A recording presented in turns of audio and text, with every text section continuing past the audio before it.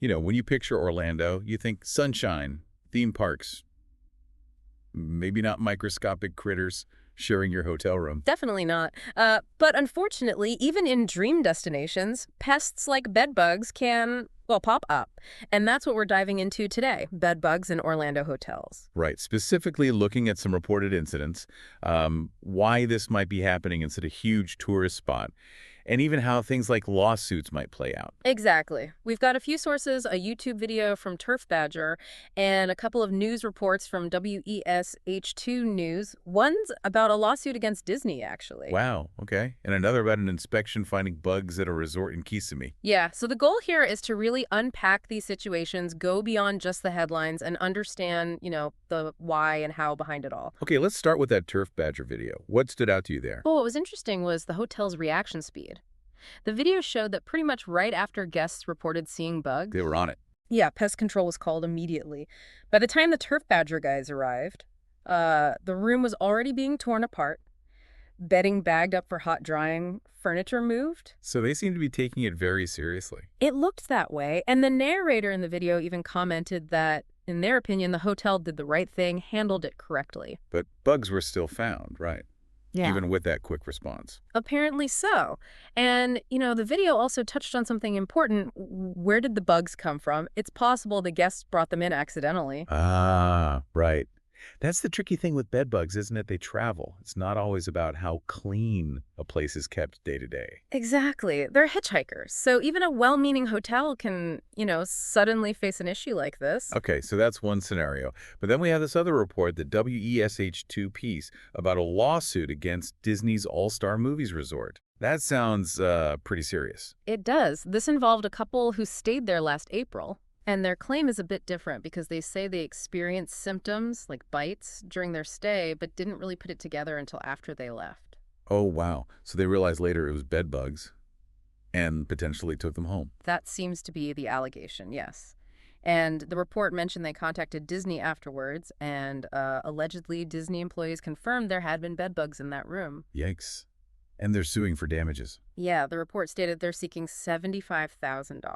$75,000. That really highlights the potential fallout, doesn't it? It's not just a few itchy nights. Absolutely. It brings up the whole legal side, the idea of negligence. Are hotels liable if they don't provide a pest-free environment and guests suffer harm because of it? Harm meaning the bites, the cost of dealing with it at home, maybe even emotional distress. Precisely. All those things can potentially factor into damages in a lawsuit like this. It really raises the stakes for these big hotel chains. Okay, so there's the lawsuit angle. Now, what about the other WESH2 report? The one about the Oak Plantation Resort in Kissimmee. That sounded pretty bad, too. Yeah, that one was quite concerning. It involved tourists from Kentucky who claimed they were bitten hundreds of times. Hundreds. That's what they reported. Like 206 bites on one daughter, 125 on another. Just Yeah. staggering numbers. Oh, my God. And was this just their claim, or? Well, this is where it gets significant. A state inspector actually went to the resort unit afterwards and confirmed finding live bed bugs. Wow. Okay, so official confirmation. That's huge. It really is. It adds a lot of weight to the family's story. They said they initially thought maybe it was mosquitoes. Understandable in Florida. Right. But then they apparently found the bugs on the mattresses, captured some, and reported it straight away to the front desk. Good for them for documenting it. And what was the timeline? When did the resort act? The report said pest control came in the day after the family checked out. Okay. A bit slower than the first hotel example. Seems that way. The resort manager, according to the report, kind of downplayed it, saying it was likely an isolated incident. Big property, 242 units, high occupancy. Right, trying to contain the damage, maybe? Possibly. They apparently offered to refund the stay or give them a free week, but the family had already filed a complaint with the Department of Business and Professional Regulation. And the inspector's findings back them up. It certainly seems to corroborate their experience pretty strongly. So, looking at these cases, especially the Disney lawsuit and this confirmed infestation, it makes you think about how these lawsuits actually proceed. What do guests need to, prove? Well, the core claim generally is negligence, like we touched on with the Disney case. You're basically arguing the hotel failed in its duty of care. Duty to provide a safe, habitable room? Exactly. Free from pests like bedbugs. And Yeah. to win that argument, evidence is absolutely critical. So the photos the Kentucky family took, capturing the bugs, that's key. Absolutely. Documenting the bites, photos, videos, capturing an actual bug if you can, safely, reporting it immediately to management and keeping a record of that. Getting medical attention helps too. It documents the physical reaction. Right, you need to build a solid case, connect the dots between the hotel stay and the harm suffered. Precisely. It can't just be, I think I got bitten there. You need proof linking the infestation in the room to your injuries and subsequent costs or distress. And if negligence is proven, what happens to the hotel?